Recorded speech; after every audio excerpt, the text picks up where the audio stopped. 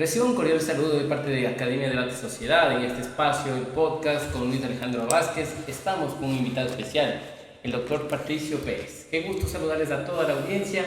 Hoy queremos conversar acerca de un tema fundamental, el periodismo en época de crisis, y también analizar desde otra perspectiva acerca de cómo ha ido desarrollándose el periodismo y la comunicación social en el Ecuador y en el mundo. Bajo esta premisa, quiero conocer a nuestro invitado. Bienvenido, Patricito. Convérsenos cómo fue sus inicios en el periodismo, por qué escogió esta profesión y cuál es su óptica presente después de haber recorrido todos algunos años respecto a esta profesión tan bonita, ¿no? Primero, muchísimas gracias, Luchito, por esta invitación, sinceramente, y al compañero que le acompaña en el desarrollo de este oficio que es tan apasionante y tan bonito. Primero, no soy ningún invitado especial, yo soy un amigo suyo y yo soy muy respetuoso de quienes nos están viendo y quiero expresar a través de estos micrófonos el saludo igualmente para quienes nos miran y para quienes nos escuchan. Segundo, yo considero que es anecdótica mi incursión en el periodismo, porque yo desde el colegio tuve una inclinación hacia la medicina. Y cuando yo salí del colegio, yo estudié en Otavalo, en el Colegio Nacional Otavalo, yo mi tesis hice sobre gimnasia y rehabilitación, mi tesis ahí. Recuerdo muy bien, el director era el famoso Paco Páez, seleccionado de básquet del Ecuador, igual, era profesor mío y mi director de tesis. Y claro, yo me emocioné cuando me tocó este tema porque mi intención era salir del colegio y trasladarme a estudiar en Quito, en la Universidad Central del Ecuador, medicina. En esa época me parece que era la única, o quizá de pronto la Universidad Católica, creo que también tenía medicina, pero la renombrada, y creo que hasta hoy, la Universidad Central del Ecuador, pues es una de las mejores en el área de la medicina. Pero bueno, por esas cosas de la vida, llegué a Quito, estuve en el primer año, me inscribí en el preuniversitario, salí muy bien. Y con el pasar de los días, de las semanas, nosotros vivíamos 3 compañeros en un mini departamento. Uno de ellos empezó a patalear con notas y se desanimó de la medicina. Y se regresó a Otavalo un fin de semana. Cuando yo regreso el lunes y veo que ya las cosas de mi compañero ya no estaban. Y eso implicaba que teníamos que, con mi otro compañero que quedaba, dividirnos el pago del departamento y los gastos que eso representaba. Así que mi otro compañero me dice, mira, sabes que a mí no me alcanza, así que yo voy a ir a vivir donde un hermano. Es que me quedé solo, pues. Peor aún todavía, porque yo vengo de una familia humilde, que tenía mucho esfuerzo que hacer para mantenerme a mí en Quito. Yo tenía 18, 19 años. Bueno, pasó el tiempo y dejé la medicina, imagínense cómo son las circunstancias, ¿no? Me regresé igualmente a Otavalo, pero yo no quería quedarme así. Traté de hacer alguna cosa y un tío tocayo, un tío mío, es militar, ahora ya jubilado obviamente, que me dice, mira, yo soy muy amigo del Chicho Benavides, director técnico de las juveniles del Nacional. Y vos sí juegas fútbol, así que vente para que no estés haciendo nada, preferible, vente a practicar el fútbol. Bueno, vamos entonces. Me fui a Quito a vivir con mi tío y estar en este equipo. Ahí conocí a algunos amigos que luego se hicieron futbolistas profesionales. Pero en esa época, Luchito, estoy hablándole de hace 40 años tal vez, cuando yo le decía, unos 18, 19 años. En la casa me decían, mira, pero no vas a vivir del fútbol, pues tienes que estudiar algo. Y me presionaban y me presionaban.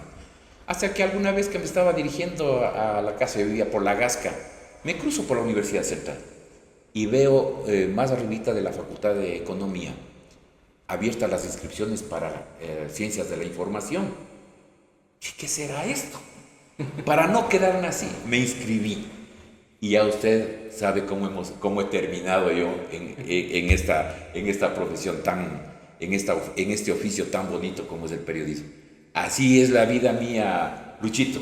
Muchas gracias. Ahora sí es importante señalar que el Ecuador se encuentra frente a una crisis de inseguridad y de violencia, como también hoy estamos frente a otra crisis que es la energética.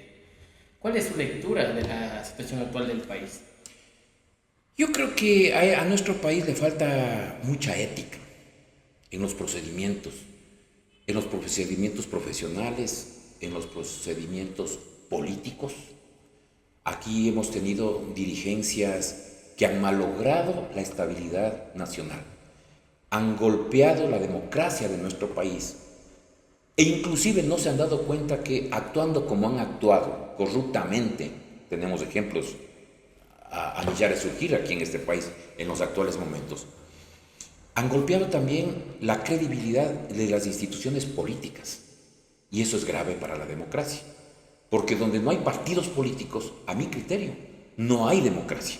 Tiene que haber partidos políticos porque ahí viene a generarse una especie de balanza entre lo que hacen los mandatarios y lo que quieren y aspiran los pueblos. Caso contrario, esto sería un caos, en donde el que más grita, el que más disfruta del poder, ¿no es cierto?, sin ningún tipo de orientación, ese es el que va a sacarle al país o a hundirle al país. Y usted sabe qué es lo que está pasando. En los actuales momentos vivimos entre la zozobra, las irresponsabilidades y las tinieblas, digo yo. Porque con estos apagones lo que nos han dejado muchas lecturas que quieren aprovecharse políticamente cuando estamos a pocos meses de las elecciones. Los unos se culpan a los otros se culpan a los unos, quieren encontrar respuestas, justificaciones, muchas veces sin razones, y casi siempre, el culpable es usted, no yo. El culpable es el de la oposición, no yo. O al contrario, el de la oposición le culpa al anterior gobierno y se han olvidado de dar soluciones concretas y válidas pensando en un futuro para el país. Entonces, eso es lo que duele como ciudadano, eso es lo que duele como profesionales, como padres de familia, como amas de casa. Vea, Luchito, y para los ciudadanos que nos están viendo, no se han dado cuenta el grave perjuicio que tienen los negocios. En Ibarra se ha convertido, por lo menos en algunas calles del centro de la ciudad, en una ciudad llena de generadores eléctricos, que también causa un problema sonoro, contaminación sonora, porque todo el tiempo están suena y suena. Y hay personas que ponen esos aparatos ahí en las veredas, cuando las veredas son de circulación para los peatones. Aquí nadie respeta absolutamente nada. Entonces, ¿a qué quiero llegar? A que el país está viviendo en un caos por las malas decisiones políticas y por las malas decisiones de los gobiernos. Eso, sumado a la inseguridad, a la falta de fuentes de trabajo, se genera también delincuencia. Y ahí están los problemas que tenemos.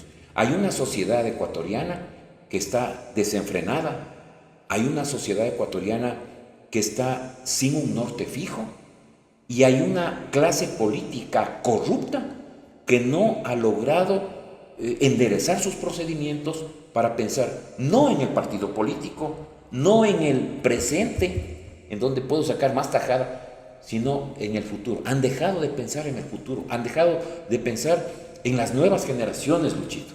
¿Qué va a pasar con nuestros hijos? ¿Qué va a pasar con nuestros nietos que vienen atrás nuestro? ¿Y qué país van a encontrar? Un país en donde los jóvenes se han preparado. Hay fuga de cerebros ahora.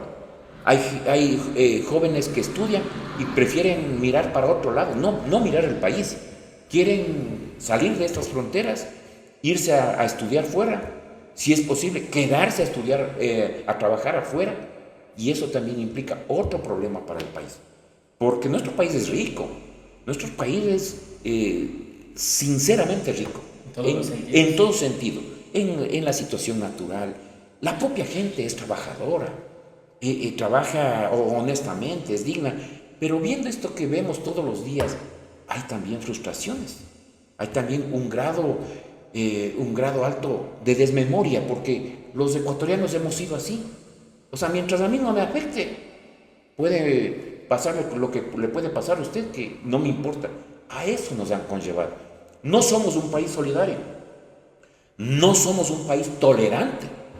Aquí hasta los propios asambleístas no sé qué calificativo darles, pero son irresponsables del momento en que en las propias sesiones de las comisiones se gritan, utilizan términos grotescos, se insultan, sacan, el uno se reta al otro a puñetes en medio de las sesiones. Entonces, yo sí creo que la sociedad ecuatoriana hoy por hoy está viviendo en un caos y, como luego decía yo, en una desorientación total.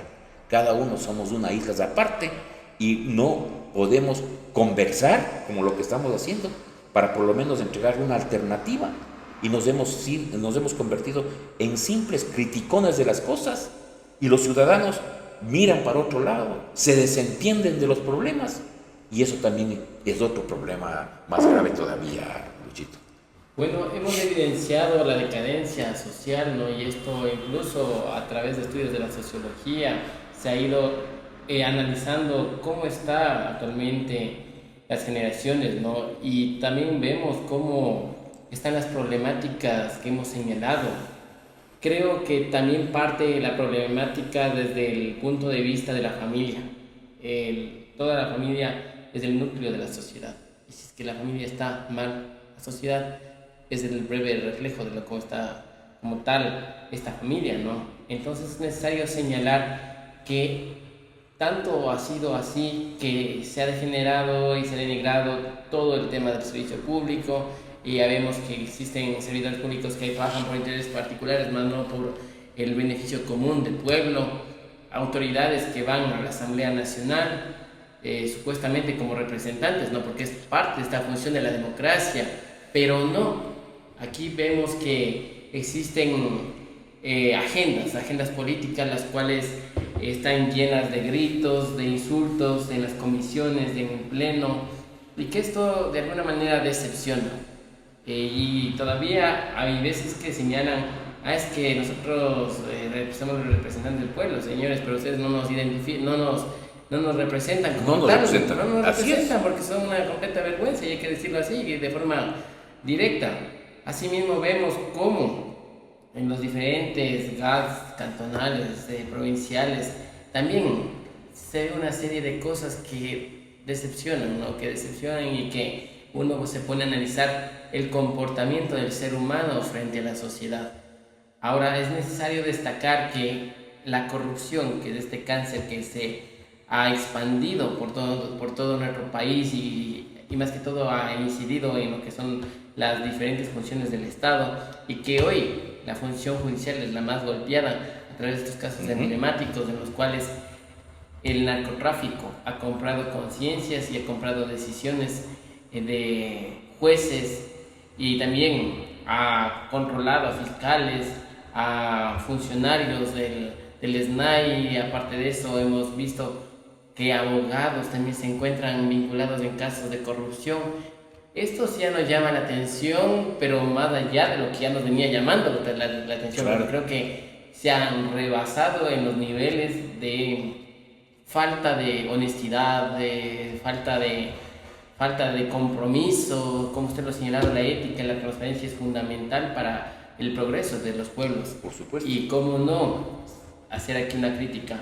¿Cuál es su perspectiva respecto a cómo se han llevado a cabo estos casos de corrupción y cómo el periodismo de investigación ha incidido en esto para lograr que se destapen algunos casos? Porque, si bien es cierto, han estado en el silencio, claro, pero a través del periodismo de investigación es que comenzaron a salir el caso de Obredech, del caso Bornos y otros más. Me parece muy interesante. Yo quiero tomar algo importante que usted lo dijo al inicio, el tema de la desintegración de la familia. Y no solo es ese problema. El problema es cuando los corruptos que cometen ilícitos no se dan cuenta que en esa corriente van llevando también a la familia. Van generando un mal nombre de la familia. Mire, voy a dar nombre porque ya es público. El señor Polif. Él se metió en este problema tan grave con el caso de Odebrecht, ¿no es cierto? Con lo mismo que hizo Odebrecht en Perú con el famoso Lava Jato. Involucrado el hijo. ¿Con cuántos millones de dólares en sus bolsillos? ¿Para qué, Luchito? Para estar en 4 paredes en una celda, privado de mi libertad. O sea, yo digo, no es cuestión solamente de la desintegración de la familia, el problema es de la metalización, si cabe el término, de ver que el futuro de la familia está en la plata, está en el dinero. Y si es que yo le puedo afectar a usted, no me importa. Se ve que tampoco le ha importado la familia. ¿Por qué? Le ha involucrado al propio hijo en esta situación. Y ahí están también los otros problemas, el caso de que le cierran la posibilidad de ir a Estados Unidos a líderes, entre comillas, de nuestro país que están sufriendo esas consecuencias. Entonces, hay una serie de circunstancias que están digamos, directamente vinculadas con los actos de corrupción. Lo otro, me planteaba usted el tema del periodismo. Yo no veo un periodismo que se puede ejercer como oficio profesional sin ética. Vea, este señor Javier Darío Restrepo, que es un maestro del periodismo colombiano, que maneja mucho el tema ético. Mire lo que dice, refiriéndose a este libro, Tomás Eloy Martínez, refiriéndose a este libro que es interesantísimo, que se llama El zumbido y el moscardón. Así lo define Restrepo, ¿no? Pero mire lo que dice respecto al tema ético en cuanto se refiere a la comunicación y al periodismo. Mientras el médico construye su ética alrededor de la vida y el abogado en torno de la justicia, el periodista lo hace sobre la base de la verdad. Los demás valores están subordinados a ella, a la verdad. Entonces, si aquí los periodistas profesionales hablo, porque ahora todo el mundo quiere ser periodista, y no es que digo, pero lo que usted está haciendo es una labor comunicacional interesante, que eso tiene ética. Pero hay otras personas que con celular en mano lo primero que hacen es entregar esa posibilidad de informar y ser generadores de opinión pública positiva. Se venden por 20, por 10, por $50 para transmitir en vivo, sobre todo las inauguraciones de las autoridades, las ruedas de prensa de las autoridades, las caminatas que hacen las autoridades, los recorridos que hacen. Las inauguraciones. Pero bueno, ¿cuánto me va a cobrar? $100. No tengo $100, 20 tengo. A ver, preste. A eso ha llegado. Y lastimosamente, un desprestigio. A todos nos meten en el mismo saco. Y dicen, los periodistas son vendidos. ¿Habrá muchos profesionales vendidos? Sí, señor. Sí, señor. Así es. Y nos damos cuenta todos los días que eso ocurre así. Y hemos visto esos cambios también de estructuras mentales que hay en los propios periodistas, porque no es el hecho de que uno tenga que hacer lo que le comentaba yo, salir con un teléfono, engañar a la gente diciendo que le están viendo a millares surgir. Es mentira. Yo he sido testigo de cuánto han ido a hacer estos videos y le están viendo 2 transmisiones en vivo, ven 2. Yo creo que la mujer del que está transmitiendo y de pronto también alguien del... El primo. El primo, digamos. Pero a eso hemos llegado y lastimosamente a todos nos meten en el mismo saco. Y dicen los periodistas, la gente no tiene la culpa. La gente no tiene por qué pagar los platos rotos que están causando el mal ejercicio de este oficio tan bonito y tan noble como es el periodismo. ¿Y qué es lo que debemos hacer nosotros? De pronto prepararnos más. Hay personas que ni siquiera leen y son periodistas. Hay periodistas, entre comillas, que no están enterados de las cosas que están sucediendo y que no les interesa enterarse de las cosas que están. Porque usted ha hablado del periodismo de investigación, correcto. Un periodismo de investigación es cuando un hecho se cuenta desde el principio y se cierra con un final. Este periodismo de investigación no puede quedarse en la mitad. Porque claro, yo denuncio, y aquí hay un montón de denunciólogos, pero no han concretado, no han tenido pruebas. Aquí se oye nomás, inclusive ahora con la mala utilización digo, de las redes sociales, que sirve para lo bueno y para lo malo. Rato menos pensado dice, ve, este alcalde robó, este prefecto robó, este concejal es un ladrón. Y pruebas. Claro. Entonces aquí es facilito denigrar a las personas. Y claro, como es mi enemigo político, le acusemos de lo que sea. Y no me parece bien eso. Tiene que haber un control. Y eso tiene que hacerlo ¿quién? La asamblea. Pero si en la asamblea tampoco les interesa topar estos temas, no importa, no pasamos absolutamente a nada. El periodismo de investigación sí sería interesante saber, por ejemplo, en Imbabura, ¿qué pasa con el tema de Manduriacos? que la Contraloría lo tiene como un proyecto que se hizo hace varios años, en donde yo estuve también presente en esa inauguración, con sobreprecios.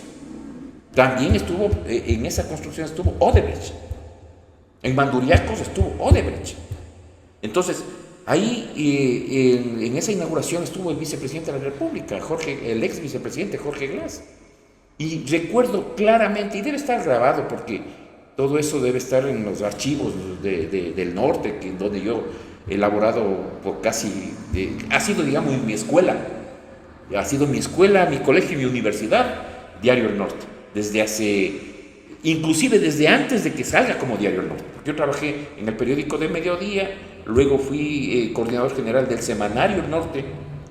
Cuando circulábamos en Esmeraldas, mandábamos el periódico por avión, imagínense. Qué impresionante. Y luego el 25 de julio de 1987, don Luis Mejía, con el que ya tenía una relación muy cercana, dijo, ¿qué te parece si vamos al diario? ¿Y diario? ¿Qué significa eso? Más trabajo. ¿Cómo hacemos si no tenemos ni publicidad? Vamos al diario. Y recuerdo ahí que nacimos el 25 de junio de 1987 con un pequeñito grupo de periodistas. Entre ellos, si me permite, Luchito, Pablo Jurado, Ramiro Buccelli, Jaime Salazar, el pajarito Daniel que hacía deportes, estaba Quique, caricaturista, que en paz descanse, varios de ellos han fallecido, Simón Borja, que también falleció. O sea, un grupo pequeñito que hacía periódico y que se lo logró mantener, y que hoy el periódico Diario El Norte se sigue vendiendo, el papel como tal, cuando en un mundo digitalizado ya prácticamente dicen que los impresos tienden a desaparecer. Yo prefiero leer en impreso, no me gusta leer en digital. Bueno, cuando lo leo en digital y en la iPad, porque la luz azul también afecta la vista, y pero también, claro, de alguna manera, la salud se ve un poco deteriorada con el pasar del tiempo. Y ¿sabe qué, Luchito? Una situación que estaba yo recogiendo algunos datos, ¿no? Se cree que hay una oposición entre lo que es lo digital y los de prensa escrita como tal. Y no hay tal, porque María Teresa Ronderos, que es otra periodista colombiana, buenísima, fue directora de la revista Semana, ¿no? Es como aquí más o menos, como el Vistazo, digamos, ¿no? En Colombia. María Teresa Ronderos estuvo en Guayaquil, yo tuve la posibilidad de estar en un seminario de ella. Y dice que no existe la oposición periodística digitales versus periodistas de prensa.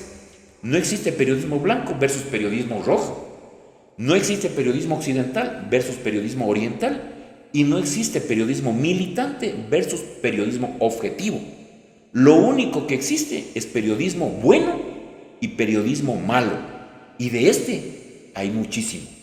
Concuerdo plenamente con esto. Es verdad, como que ahora se ha denigrado la profesión del periodismo, y vemos que muchas personas rinden pleitesías a los partidos políticos a los cuales ellos pertenecen. En cualquier entrevista te pueden salir con alguna situación, con pensar totalmente diferente, o quizá también sean personas que tienen una agenda política marcada. Entonces, no son periodistas objetivos. Es más, si pasa alguna situación en la ciudad, en la provincia o en el país, no dicen nada, se quedan callados porque están en la zona de confort. Y eso es lamentable, por cuanto hay que ser profesionales íntegros y profesionales objetivos, como dice la periodista que nos ha señalado. Y ve ahí, Luchito, no por nada, pero yo terminé en Diario El Norte, y yo soy el fundador de Diario El Norte, conjuntamente con este equipo que le digo, con don Luis Mejía, a quien agradezco y espero que esté bien de su salud, porque estuvo un poquito delicado, espero que esté bien. Con él sacando plata de su bolsillo para comprar tintas, por ejemplo, porque no teníamos publicidad. Yo me acuerdo de una anécdota con otro gran maestro ibarreño como es Wilson Flores, el director de Diario La Verdad, que era muy amigo y nos reíamos cuando nos encontrábamos y todo, y me decía, Patricio, seguirán nomás sacando ustedes los accidentes y todo, sacarán cuantos muertos y todo, porque los necrológicos vienen a La Verdad. Entonces me decía, bueno, de alguna manera entendía yo, hagan ustedes periodismo, hagan ustedes cobertura, y claro, los necrológicos vienen a publicar en el diario La Verdad. Entonces nos reíamos, que son parte de las anécdotas también que uno ha tenido a lo largo de todo este tiempo. Pero así es como estamos. Y como usted dice, de alguna manera, esta situación de la no profesionalización nos está conllevando a un caos, a una desorientación, también en el ámbito periodístico. Ya las empresas periodísticas prácticamente ya no hay, porque ahora son las redes sociales, son los podcasts, ¿no es cierto? Que yo no denigro tampoco de eso, no reniego tampoco de eso, porque son espacios interesantes cuando lo hacen bien. Y sobre todo cuando son con fines académicos. Claro. Porque muchas personas se han dedicado a politizar y todo. Por supuesto. Ahora, yo tampoco reniego de quienes son periodistas y hacen o están identificados con un partido, con un personaje político. Correcto, está bien, defiendan esos principios, pero defiendan honestamente y defiendan con rigor, con pasión, están en su derecho. Pero el periodista que trabaja en un medio, creo yo, que no puede vincularse con la política. Yo escucho a algunos periodistas que están en la política y dicen, no, yo soy periodista. No, dejaste de ser periodista, te has convertido en un político. Porque el periodista es el que todo el tiempo está informando, está investigando, está leyendo y está sintonizando lo que quiere la gente. El periodismo que no puede olvidar su esencia, su deber ser, no puede olvidarse de eso. No puede olvidarse de la investigación.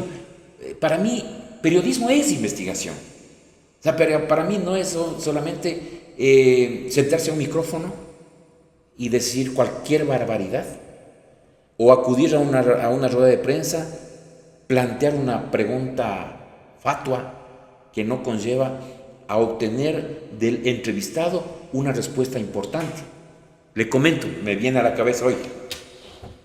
En el tiempo de, si no me equivoco, fue de Rodrigo Borja, el ministro de Energía llegó a la ciudad de Otavalo, al Hotel Yamor Continental, y invitó a una rueda de prensa para tratar posiblemente temas asimismo de energéticos, miento, no de energía, de industrias, fue de industrias, sí, el ministro de Industrias.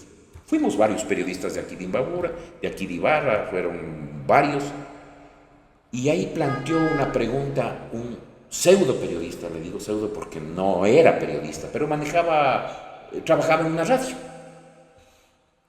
Y se le ocurre levantar la mano para preguntar al señor ministro de Industrias sobre el convenio Andrés Bello. Y el ministro, yo cuando le dijo, ¿y cómo va, señor ministro, el convenio Andrés Bello? Yo dije, está desbaratado. ¿Qué está hablando? ¿Qué preguntó? El ministro le dijo, disculpe, señor periodista, yo soy ministro de Industrias, no de Educación. Eso tiene que ver con la UNESCO y, Dios mío, imagínese, para un periodista, trágame tierra. Claro. O sea, otra situación que a mí también al mismo tiempo que me enoja, me da hasta chiste, ¿no? Porque cuando uno va a una entrevista, uno tiene que como periodista prepararse para saber quién es, hasta saber de qué pata cojea mi entrevistado. Claro. ¿No es cierto? Es fundamental saber quién es, cómo es, cuál es su familia y todo. Pero yo vi en una entrevista en un canal de televisión, en donde le entrevistaba el periodista, entre comillas, a un comandante recién llegado de policía, precisamente en Otavalo, en unas fiestas del Yamor. Y cuando decía ahí frente a las cámaras, decía, bueno, voy a saludar, gracias señoras y señores, porque les interesa más la imagen de ellos. Claro. No del protagonista que debe ser el entrevistado, ¿no? Entonces decía, señoras y señores, vamos a conversar con el señor, mirándole el nombre, la escarapela donde está el nombre de... Qué terrible. Ni siquiera había sabido de quién se trata. ¿Cómo entiende eso usted? De seriedad. Pero por supuesto. Y entonces, de compromiso con la Pero claro, entonces, y estaban en vivo. En plenas fiestas del día, en unas fiestas del día. Se acercó a ver y cómo se llama. Entonces yo digo, ese tipo de cosas no tiene que ser, porque, como dice Ronderos, el buen periodista, antes, ahora y en el futuro, se define como un profesional éticamente responsable. Debe servir a sus lectores, ser sensible con sus necesidades, reflejar sus tendencias de vida, ayudarlos a tomar decisiones para mejorar su existencia, entregarles antecedentes, consecuencias y contextos para que los lectores entiendan mejor la parte de la realidad que les está contando, ser útil a los ciudadanos y prestarles servicios. O sea, un periodista es un servidor, no es la estrellita de Navidad, no es la estrellita de una entrevista. El protagonista... Es importante que las personas comprendan, sobre todo las nuevas generaciones de comunicadores sociales. Por supuesto. Que ellos tienen un compromiso con la ciudadanía y que ellos deben informar bajo los principios de la comunicación. También dentro del derecho se analiza el derecho a la comunicación. Claro. Es una parte sensible que es parte de nuestra sociedad y que se debe asumir con total seriedad.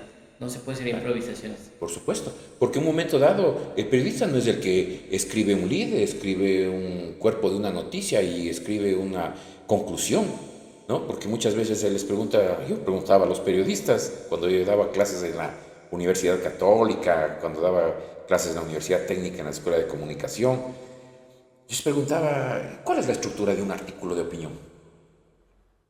No, hay que pensar lo que se escribe. No, es que todo tiene una estructura. En comunicación hay una estructura. ¿No es cierto? Entonces, no sabían ni eso. Y yo les decía, bueno, ahí es cuando tenemos el problema de que mucha gente escribe lo que le sale del estómago y no lo que le sale de la cabeza. Y claro, ya no se trata solamente de decir de que yo escribo un lead, un cuerpo de noticia y una conclusión, porque hay otras características también que debe cumplir el periodista. El periodismo de siempre, del buen periodismo de toda la vida, ser ético, riguroso. Entonces no es que dice aquí, hubo muchos muertos en este accidente. Muchos. ¿Cuántos son muchos? 5, 10, 11. Se produjo el accidente a las 3 de la mañana, dice un diario, y el otro diario dice a las 8 de la mañana. ¿Cuál mismo? Vale. ¿A quién creo? ¿A quién creo? Riguroso en cuanto se refiere a estos datos importantes, los nombres. Ahora, bueno, claro, por ejemplo, en el caso de los delincuentes no hay cómo dar los nombres porque usted sabe que se protege la intimidad y sobre todo el buen nombre, ¿no es cierto? Claro. Tiene que detallar las situaciones cuando uno escribe, detallar los hechos. Eso significa que acercarse a la fuente, acercarse al hecho que sucedió. Y mire, fácil para mí cuando me dijeron que había estallado una bomba en el cuartel de policía de San Lorenzo, llamar al señor de la policía de San Lorenzo, ¿qué es que ha pasado? Y escribir. Fácil, entre comillas. Yo no quise eso. Y conjuntamente con el fotógrafo de diario de ese tiempo, Eduardo Celi, a las 12 de la noche, que yo ya me enteré, le dije, vamos a San Lorenzo. Y nos fuimos a San Lorenzo, llegamos, creo que fue a eso de las 2 horas, 3 de la madrugada, 4 de la madrugada, no recuerdo ya porque fue hace algún tiempo. Y fuimos a ver cómo quedó el cuartel y cómo hizo un hueco la bomba. Y esas fotografías fueron reflejadas después que regresamos en el mismo día a escribir, entrevistando a policías, entrevistando a gente que estaba ahí, a los vecinos del barrio. Eso era vivencia, pues. Un periodismo de primera mano. Pero claro, y eso, o sea, yo quería meterme a ver qué pasó. Tanto es así que cuando ya estuvimos nosotros en el sitio de la bomba, nosotros recorríamos el tema y yo me metí allá. Y justo en ese momento llega el comandante de la zona norte, el militar, no recuerdo, creo que era un militar de Pimampiro, general. Entonces, son los nombres que no recuerdo, pero bueno, ya era amigo y me dijo, Patricio, ¿qué hace ahí? Nada, viendo, salga de ahí. ¿Qué pasa, general? Puede estar una bomba sin explotar y usted lo va a salir en pedazos. Miren lo que son las cosas. Uno no sabe siquiera. Muchas veces por ese afán de encontrar las cosas, de encontrar ciertas verdades, o una verdad en medio de tantas verdades. Ya me imagino cómo estaría en ese momento. Fue tremendo, pero es apasionante. Cuando ya regresé, 2 páginas. Felizmente todavía teníamos la posibilidad de editar aquí el periódico, de imprimir aquí nuestra... Entonces yo no tenía ningún problema. Si yo entregaba el material 12 de la noche, aquí tenían que por fuerza sacar. Entonces llegué, creo que fue algo así como 2 páginas, 3 páginas que escribí respecto a ese bombazo. Entonces, pero fue bonito. Y posteriormente lo que pasó con los compañeros de Diario del Comercio, imagínense. Qué lamentable es. Días antes estuvimos nosotros allá y nos regresamos del puente de Mataje. ¿Por qué? Porque empezamos a darnos cuenta de que habían motociclistas que como que jugaban dándose las vueltas en el puente. Yo vi raro eso. Impresionante. Yo vi raro, dije, ya yo no, esto está feo. Regresemos, hermano, porque no sabemos quiénes son ellos. O sea, no, regresemos. Y después, ¿qué sé? Unos cuantos días más, sucedió lo que sucedió con los compañeros de... Nos faltan 3 de Diario El Comercio. Entonces son ese tipo de situaciones que las nuevas generaciones de periodistas yo creo que deben aprender. Hay mucha gente que sí está haciendo buen periodismo en el Ecuador. En el Ecuador hay buen periodismo. Hay personajes que se han destacado en eso. Uno de ellos, le doy nombre, Arturo Torres, por ejemplo, que fue del Comercio, periodista de investigación. Él conoce muchísimo sobre el tema de la guerrilla colombiana y lo que ocurre en la frontera norte. Y se ha metido de lleno a investigar todo eso. Todo eso. Arturo Torres es muy bueno. Está Pallares. Deben tener igualmente sus contradicciones.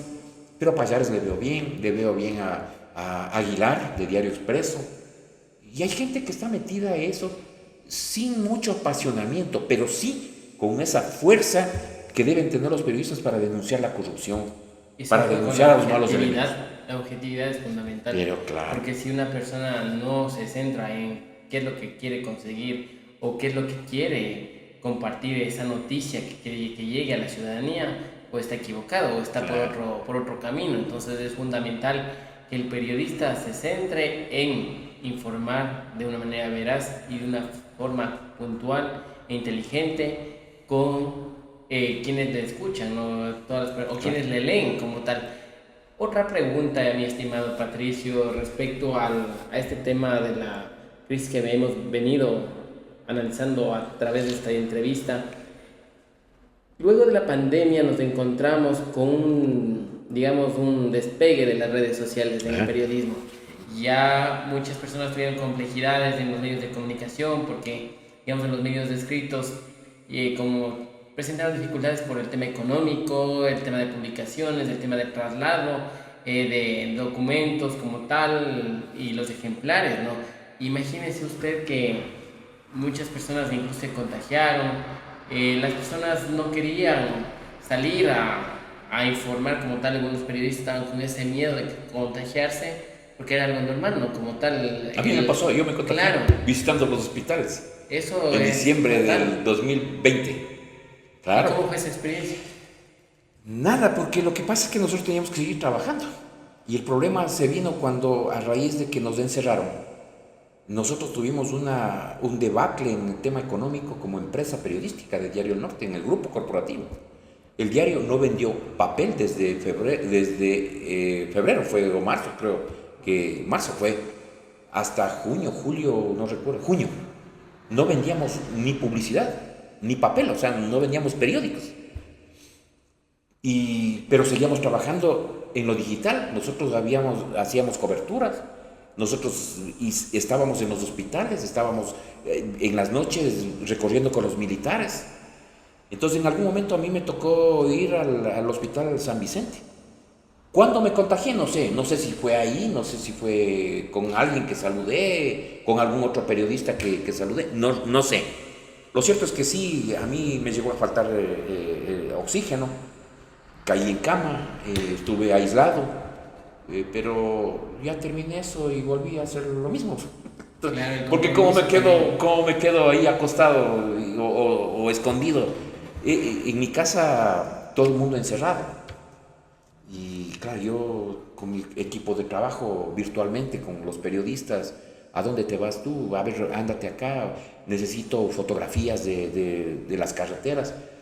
El norte debe tener un archivo interesantísimo de lo que fue el COVID durante toda esa etapa aquí en Imbabura y en el norte del país. Porque con Juan Carlos Ceballos, otro buen periodista, un buen fotógrafo más que periodista, igual que Eduardo Celi, y cada uno con sus cámaras, ¿no? Teníamos que hacer coberturas y eso fue interesante. Así que el COVID para nosotros fue una prueba. Yo sí considero que los que vivimos ahora hemos sobrevivido a una pandemia, imagínense lo que es eso.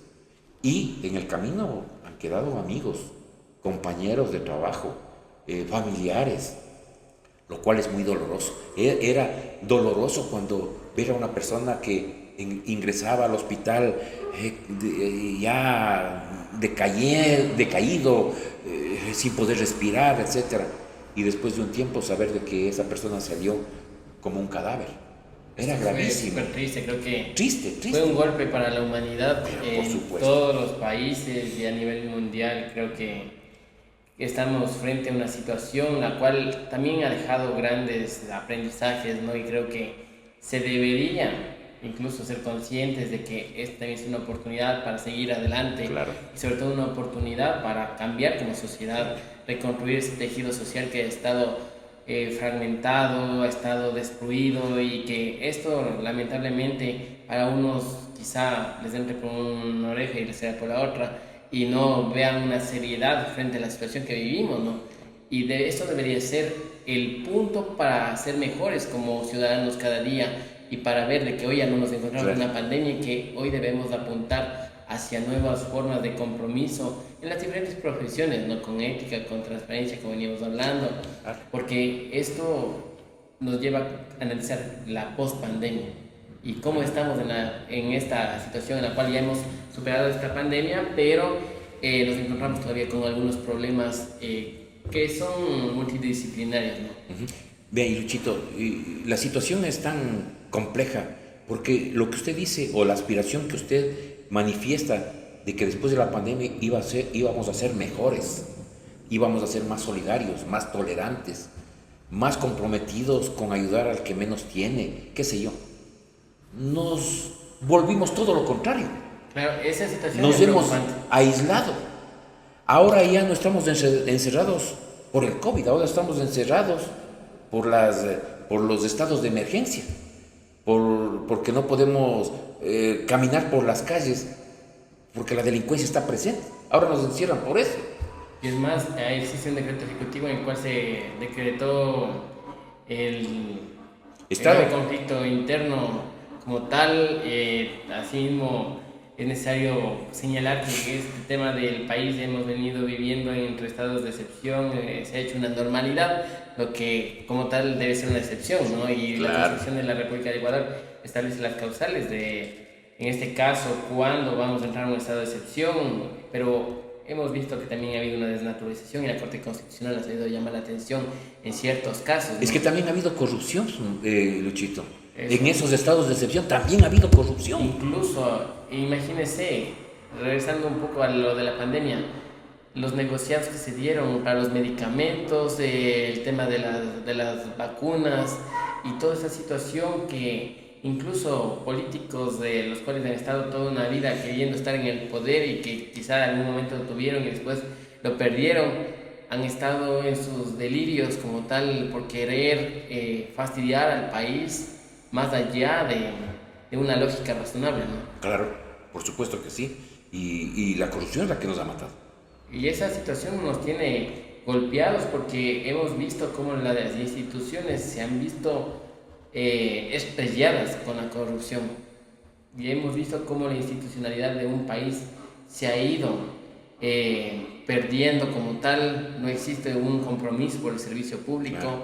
Vemos que hay personas, autoridades que ingresan a ejercer sus funciones como tal, como que si fuera hacienda propia las instituciones, de que hay un abuso, un atropello, incluso una prepotencia con los mismos funcionarios que trabajan en las diferentes instituciones, claro, porque como entran con agendas políticas, lo único que quieren es hacer y deshacer al antojo de ellos, ¿no? Y ¿sabe qué? Lo más grave también es que en las instituciones públicas los malos ejemplos se copian. Exacto. Entonces, si de pronto el señor alcalde, el señor prefecto, el señor ministro, el señor que sea, está robando, ¿yo por qué no robo? ¿Yo por qué no puedo beneficiarme de eso? ¿No es cierto? O sea, por eso digo yo, nuestra sociedad está caotizada. Desde el principio, no solamente en el tejido social, sino en la conciencia de cada uno, ¿no es cierto? Entonces, sí es preocupante porque nosotros como ciudadanos tenemos la posibilidad, cada elección de las recurrentes que existen en este país, de poder cambiar en algo eligiendo bien.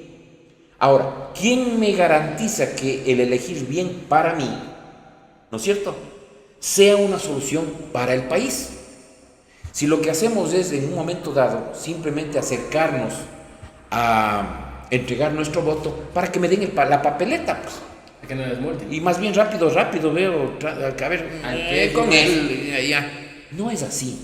O sea, hemos perdido también un poco de conciencia. Ese compromiso cívico. Política, exacto, compromiso cívico, compromiso democrático con lo que hacemos. Y estamos dejando de lado, estamos desechando un derecho que tenemos como ciudadanos, Luchito, de poder elegir a nuestros representantes, de tener mandatarios que velen por mi seguridad, que velen por mi integridad, por mi bienestar. Y es todo lo contrario. Uno espera eso y a la final, ¿qué dice el ciudadano común y corriente? Yo ya a los políticos ya no les creo. Yo vivo de mi trabajo y punto.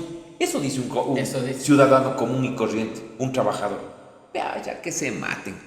Hay una falta de empatía, ese compromiso que debemos tener todos los ciudadanos a sacar adelante al país. Totalmente. Creo que si es que nosotros nos importara un bledo el país, estaríamos en otras cosas, menos en este espacio académico que estamos generando conocimiento a las próximas generaciones. Y yo le agradezco y le felicito, porque lo que usted está haciendo deberían hacer los periodistas o las nuevas generaciones de periodistas. Por ahí deberíamos empezar, porque cada uno trabaja desde sus propias trincheras.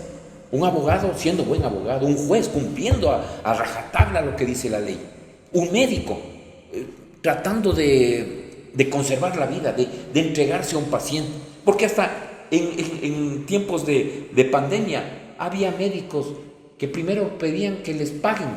Hágame la transferencia. ¿Cuánto es la consulta, doctor? 40, 50 dólares. Bueno, a ver, ¿qué tiene? Por teléfono. Claro. ¿Qué tiene el paciente? ¿Qué le duele? Ya, comprarle tal cosa. ¿Cuánto? Pero antes de darle yo la receta y todo, la transferencia de los 50 dólares. O sea, ¿dónde estamos? Hemos desnaturalizado nuestras profesiones, nuestros oficios. Falta ese humanismo como tal en las profesiones. Entonces, vemos ese interés monetario por delante. Totalmente. Y creo que se están olvidando de ser personas. Seres humanos.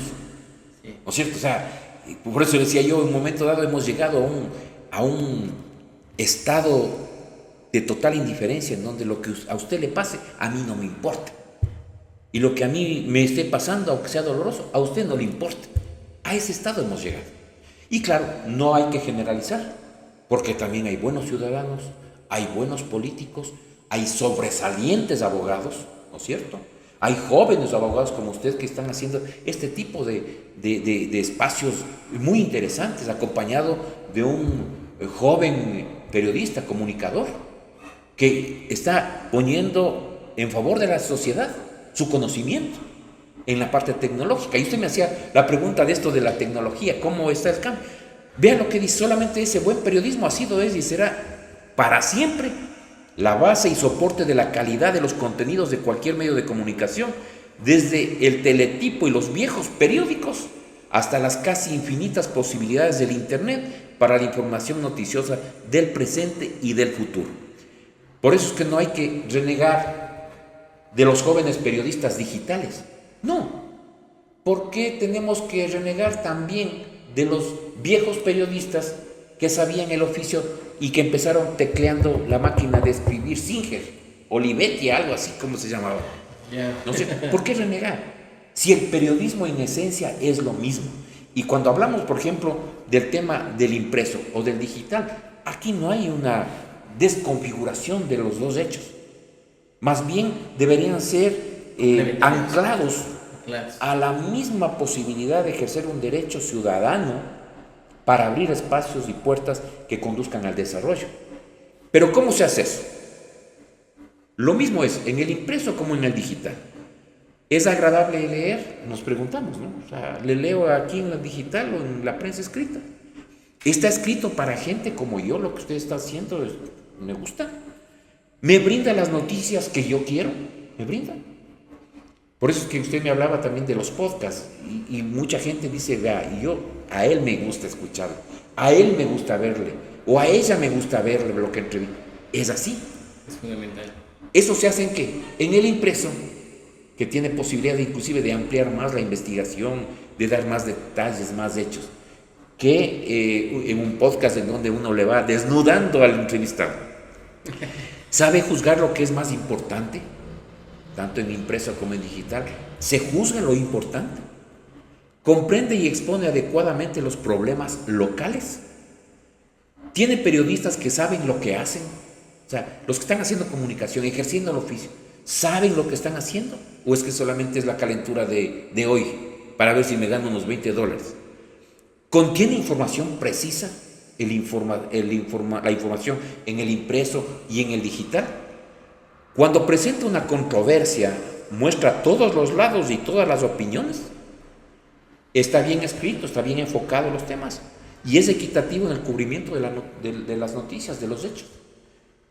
Todos estos 10 puntos que le acabo de leer sirven para el digital, como para el impreso, como para la radio, como para la televisión, como para el internet, como para las redes sociales, para las posts, todo. ¿Por qué? Porque el periodismo no ha perdido, no debe perder, mejor dicho, su esencia de hacer periodismo apegado a lo que quiere la gente, definitivamente.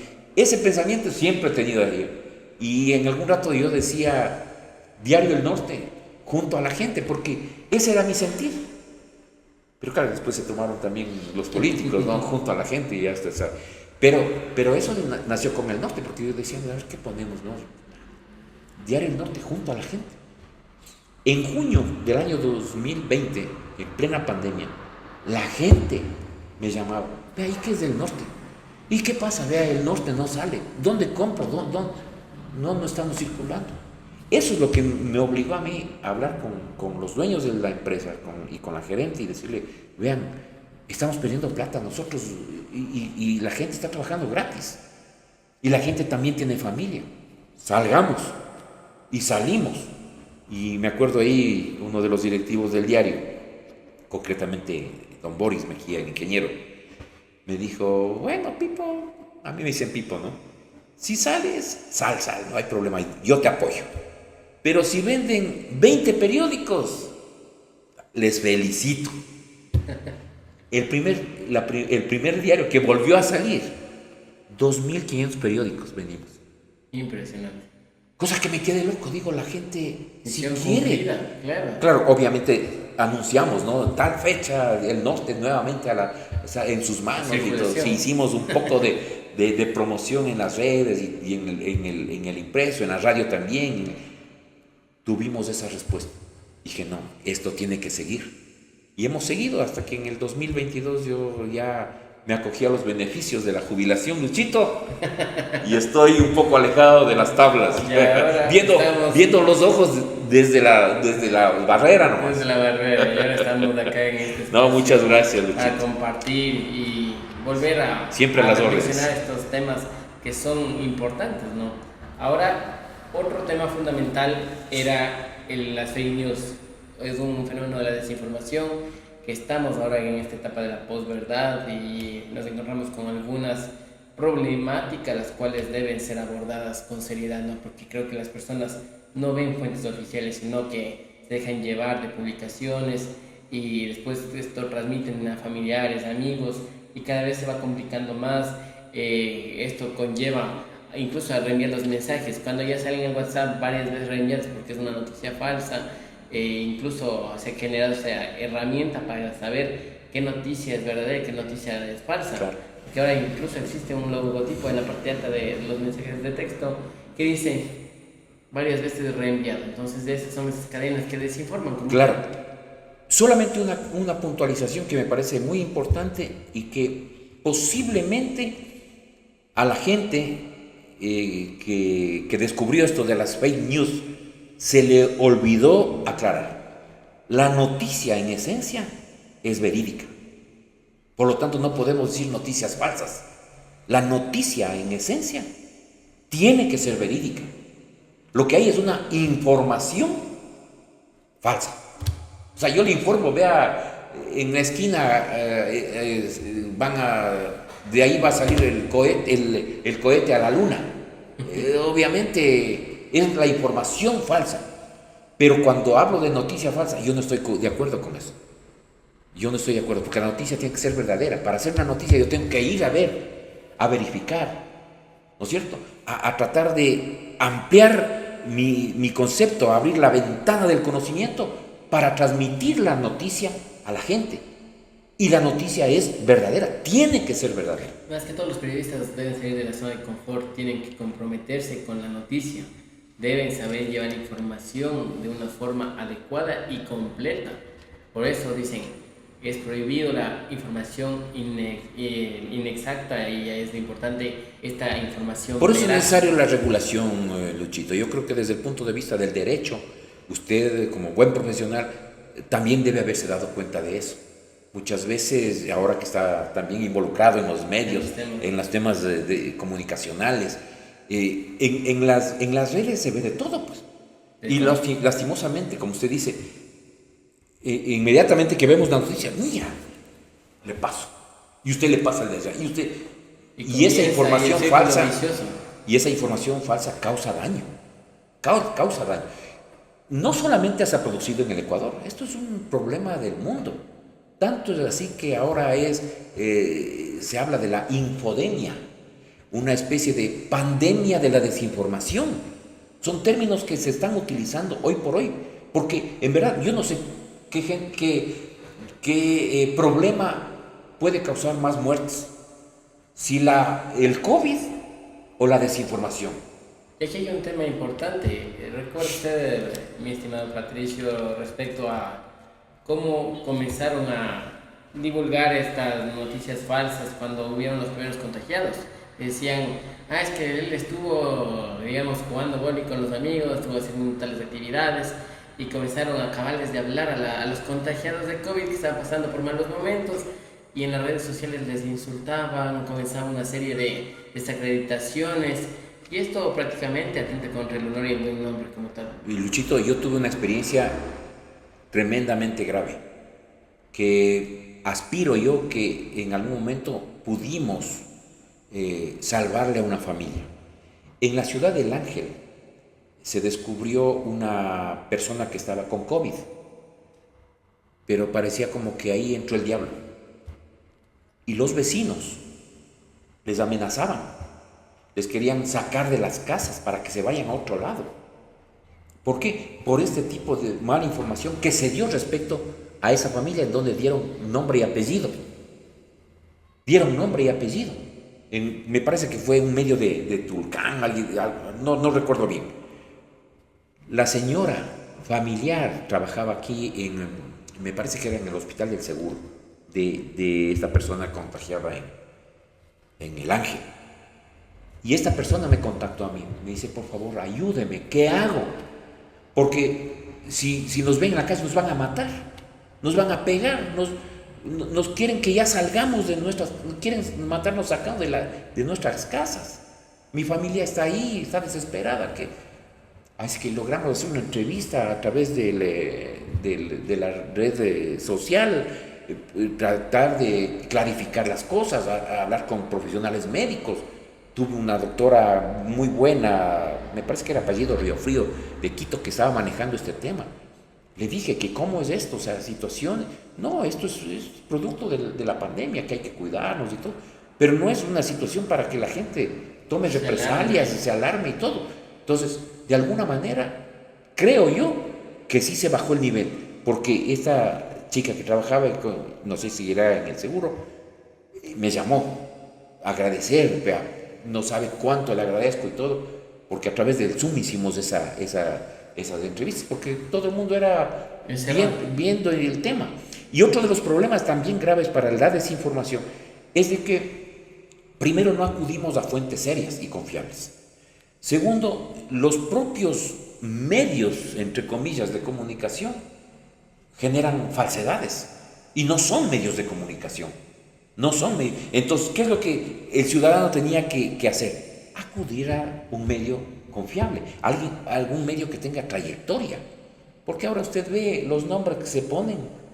Sí, son terribles. Sí. La data, la noción, bueno, hay un montón. Una serie de situaciones que hay un montón. Y nombrecitos que hasta no se sabe de dónde son. ¿Quiénes son los que están atrás? Es más, hace poco una periodista que daba, como por decir, beneficios a cierto partido político, creo que era ahijada de algunos políticos que ya no están en el turno y que se les fue de la mano el poder, trataba de insultar. Se recuerda que ya en época electoral ya va a ver qué va a pasar y como que amenazar a los ciudadanos, y ahora ya esta señora ya no está aquí en el país. Entonces es fundamental generar esa labor, ¿no? Claro, esa labor de responsabilidad en el periodismo. Pero Luchito, como no hay regulaciones aquí, esa señora sigue atacando desde afuera. Se fue. Y sigue atacando duro. Ahora, claro, le dieron de su propia medicina, porque pusieron a quien defendía en un segundo plano, y las palabras de ataque hacían relación a la persona que estaba abajo en el tema. Por ejemplo, este es uno de los políticos irresponsables, y la foto de a quien supuestamente defendía, le dieron como, digamos, un boomerang, y parecía como que hablaba del político al que anteriormente defendía, pero le trastocaron, le editaron, yo qué sé. Y esa es una situación que ahora con la inteligencia artificial y las nuevas tecnologías disruptivas conversamos con producción y con mi compañero respecto a cómo está incidiendo en el periodismo, ¿no? Y otro tema fundamental es la libertad de expresión. Cómo la libertad de expresión se ha visto golpeada en estos últimos años. Si bien es cierto, existe una superación en esta temática, porque hablar hace algunos años de periodismo objetivo, un periodismo imparcial, era un periodismo de miedo, por decirlo así, porque si es que uno no pensaba igual o que uno criticaba, ya venía la persecución política. Claro. Yo tampoco creo que hay un periodismo imparcial. Tampoco creo yo en el periodismo objetivo 100%. Siempre hablo yo de tratar de buscar una verdad en medio de tantas verdades, porque de pronto lo que usted ve desde aquí a esa esquina, yo veo desde acá diferente a lo que usted ve desde este espacio, ¿no? Entonces, no hay el objetivo 100%. Para mí, sí hay un manejo subjetivo también, pero que tiene que ser responsable en el manejo de la noticia. Eso por una parte. Por otra parte, el momento en que uno maneja este tipo de situaciones a nivel de lo que son las redes sociales, por ejemplo, todo tiene que estar meticulosamente hecho, bien hecho, sobre todo buscando en ser responsable. Lo del periodismo imparcial tampoco existe, a mi criterio. No existe y no existirá nunca un periodismo imparcial. ¿Por qué? Porque yo no puedo ser, como periodista, ver para otro lado cuando definitivamente estoy viendo que le están agrediendo a una mujer en la calle, por ejemplo. Lo único que yo podría hacer, si es que no me meto a defenderle, por lo menos eso, por lo menos de escribir a favor de la mujer agredida, pues. No puedo decir en este caso, no, yo soy periodista imparcial, no sé, yo no, ni claro. Con ella, ni con... No, ratito. Ahí hay un individuo que agredió a una mujer, o hay un individuo que agredió a una niña. ¿Cómo puede haber un periodismo imparcial en ese sentido? Cuando hay un acto de corrupción, ¿cómo puedo ser imparcial ante un robo de fondos públicos? ¿Cómo? Entonces no hay tal.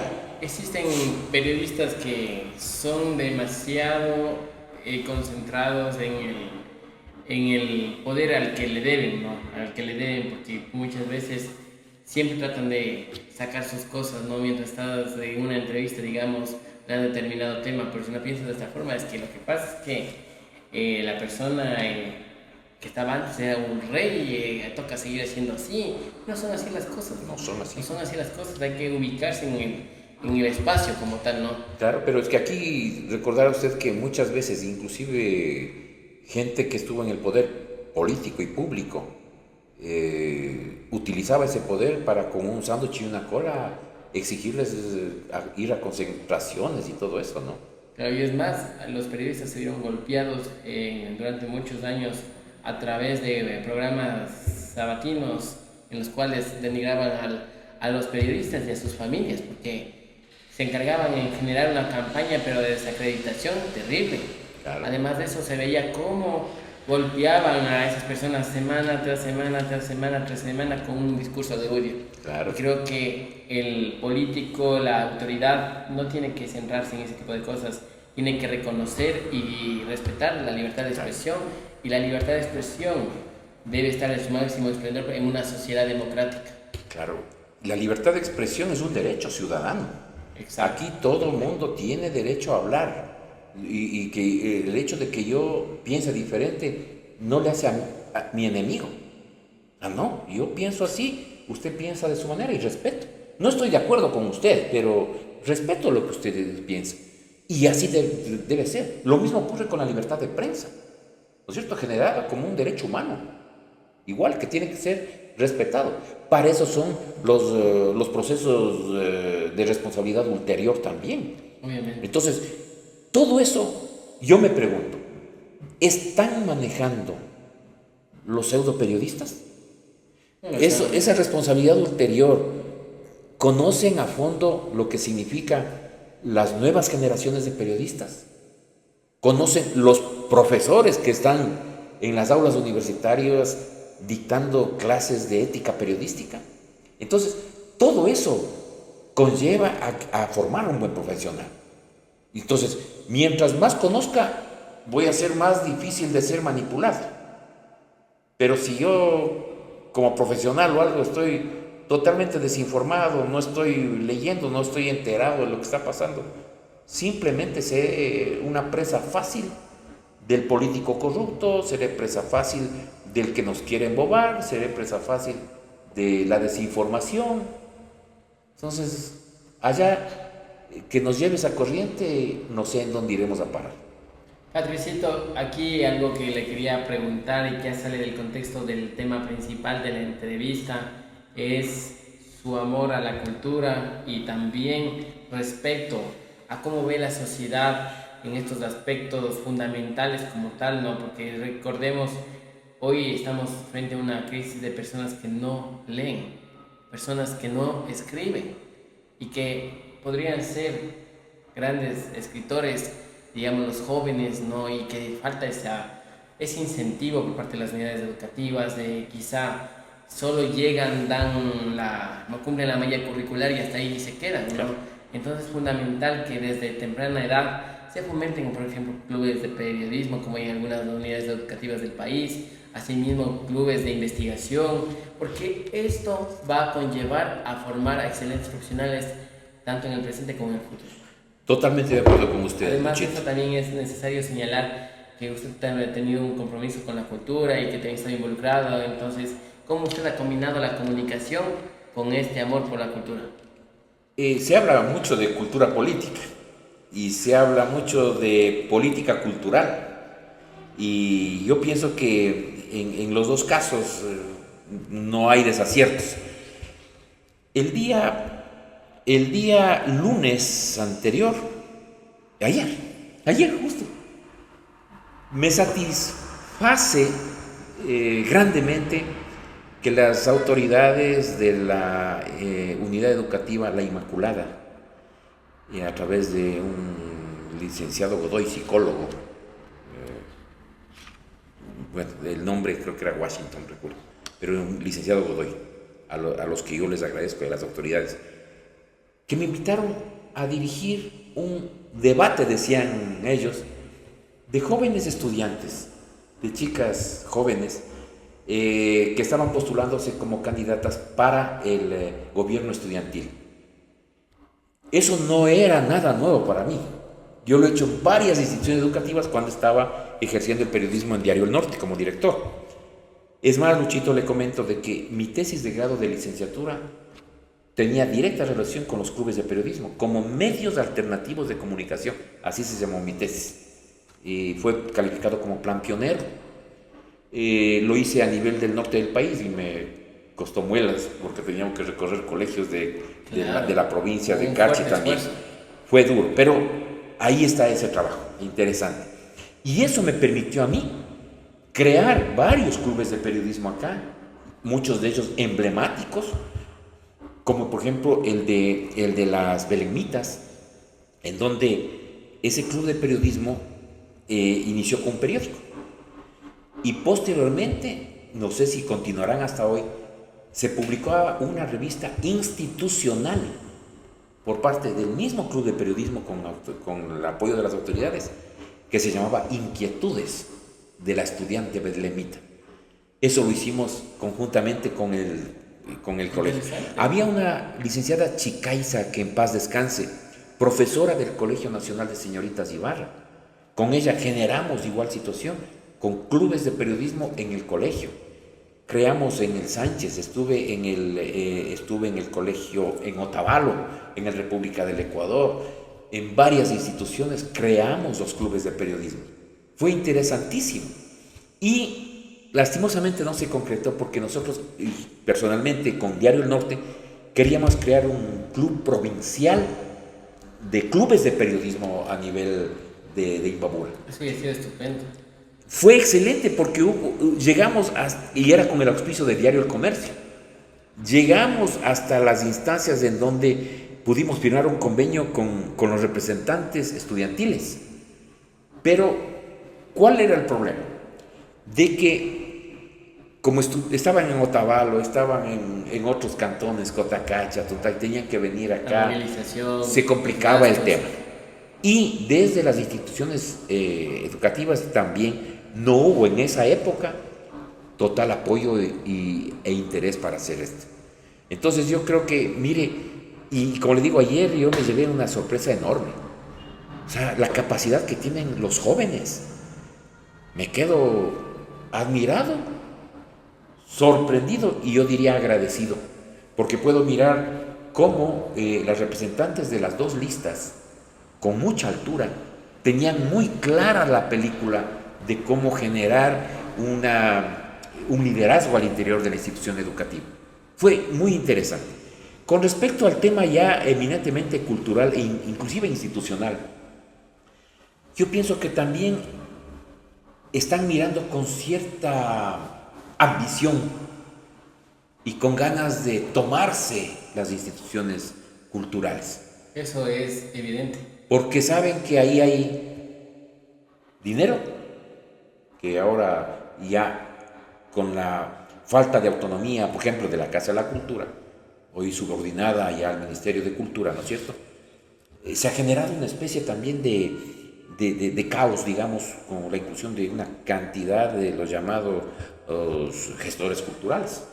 Yo no reniego de ellos, pero el hecho de que a ellos les manejen políticamente, eso es lo conllevaría, evidente. claro, conllevaría a un posible desprestigio. No quiero adelantarme, Luchito, no quiero adelantarme qué es lo que podrían pasar en las próximas elecciones, en caso de que la política o la mala práctica política se incluya o se inmiscuya en el tema de decisiones para el desarrollo cultural en la provincia de Imbabura. Hay que tener muchísimo cuidado en eso, y quienes son gestores y quienes son parte de un movimiento importante de gente de cultura en la provincia de Imbabura tienen que estar atentos para que eso no ocurra. Es que todos ser responsables, ¿no? E incluso creo que las personas deben ser conscientes del trabajo que conlleva. No es un tema económico, sino es netamente un tema de servicio, un tema de vocación, el cual debe ser entregado a quien es entregado esa confianza como tal, ¿no? Esa persona que trabaje con una mira renovadora, con una mira integradora, porque tampoco es de desplazar a unos y a otros, sino ser conscientes de trabajar en igualdad de condiciones, igualdad de oportunidades como tal. Y creo que se necesita que se mantenga el carisma, también el respeto a las personas, porque recordemos que también muchas personas que valoran una cultura son personas adultas mayores que también están ahora vinculadas con los jóvenes y que aquí hay un intercambio generacional, ¿no? Claro. Entonces es fundamental el respeto de estas generaciones y esta integración, esta consideración, esta relación dinámica que conlleve a generar propuestas, a generar un cambio. Y más allá de eso, también centrarnos en que se debe identificar por parte de los ciudadanos, por parte de los artistas, por parte de los gestores culturales, quienes trabajan con vocación y quienes trabajan por cumplir caprichos políticos, porque recordemos que han venido personas también con un recorrido de partido en partido o con camisetazo en camisetazo, y lo que único que quieren es cumplir fines políticos. Totalmente. Y de la cultura no debe centrarse en temas políticos netamente, sino la cultura se debe centrar en desarrollar políticas culturales, que es totalmente distinto para un cambio de esquema en nuestra sociedad. Bajo esta óptica terminamos este podcast, de este episodio nos ha dejado múltiples conocimientos. Creo que generaremos un nuevo episodio relacionado a lo que hemos venido hablando, porque hay muchas cosas de que hablar, Patacito, y le quedo bastante agradecido. No, gracias. Hasta una próxima oportunidad. No se olviden de escucharnos a través de YouTube y Spotify. Estamos compartiendo en las redes sociales. Este podcast tiene finalidad académica, no tiene finalidad política, razón por la cual nosotros estamos compartiendo conocimientos con los diferentes jóvenes que están en nuestro país y que deben sentirse identificados con una cierta profesión, pero con ese amor a la patria, con ese amor al país. Muchas gracias y hasta una próxima oportunidad.